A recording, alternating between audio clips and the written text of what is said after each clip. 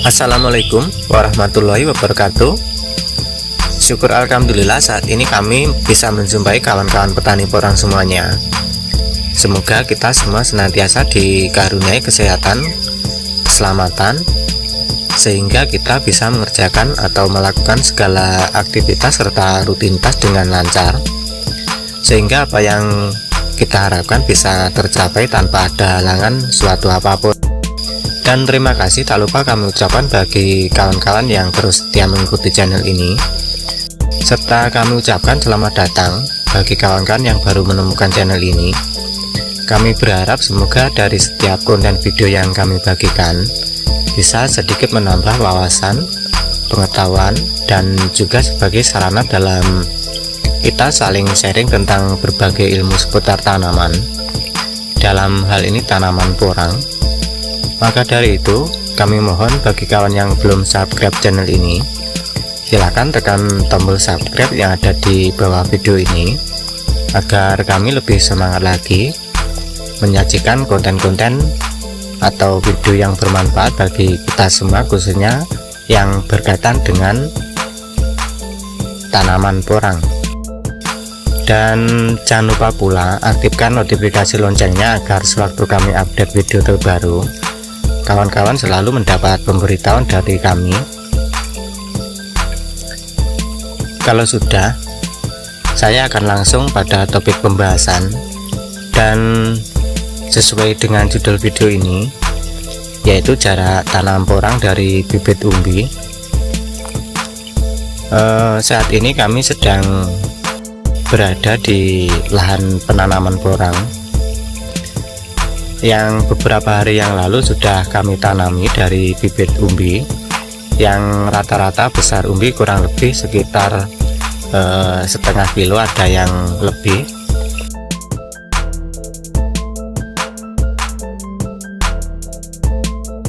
Dan untuk jarak tanam kami buat jarak seperti ini, dengan di setiap gurutan kami tanami bibit 2 tempat tanam untuk ke arah lebarnya.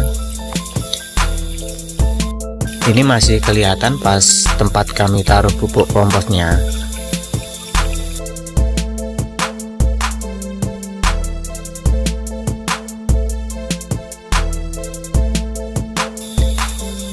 Dan untuk dari bibit umbi yang sudah berukuran agak besar, kami rasa lebih baik kita taruh pupuk kompos di sekeliling bagian atas seperti ini.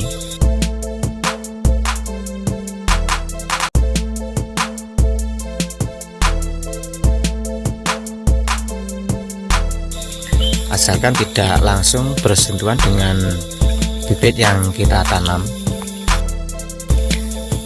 Jadi kita buat lubang tanam, lalu bibit umbi kita letakkan,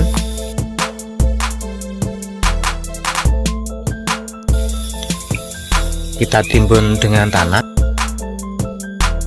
baru pupuk kompos atau kotoran hewan bisa kita taruh di atasnya. Sebenarnya untuk jarak tanam ini mungkin banyak dari kawan-kawan bikin jarak tanam lebih renggang dari ini, tapi di musim tanam kemarin atau musim tanam sebelumnya, di lahan kami ini ada yang kami buat jarak tanam lebih renggang dan ada yang kami buat seperti ini. Tujuan kami sengaja untuk membedakan besar umbi yang dihasilkan, dan ternyata untuk hasil besar kecilnya umbi hampir tidak ada perbedaan dari yang jarak tanam renggang dengan jarak tanam yang agak rapat seperti ini. Cuma yang penting kita utamakan yaitu pemberian pupuk kompos, mengingat bibit yang kita tanam dari umbi kita harus memaksimalkan, karena dari perakaran jelas lebih banyak dan lebih kuat bila dibandingkan dari bibit katak. Dan biasanya dalam satu musim tanam kami memberi pupuk kompos minimal 3 kali, Kalau dihitung yaitu tiap 2 bulan sekali kami menambahkan pupuk kompos ini supaya bisa menunjang kebutuhan unsur-unsur hara yang dibutuhkan tanaman porang dalam pembesaran umbi serta pembuahan katak yang maksimal. Mungkin cukup sekian dulu perjumpaan kita kali ini. Semoga apa yang kami bagikan ada manfaatnya, ada kurang lebihnya mohon maaf. Ada pertanyaan, saran, dan kritik silahkan isi di kolom komentar.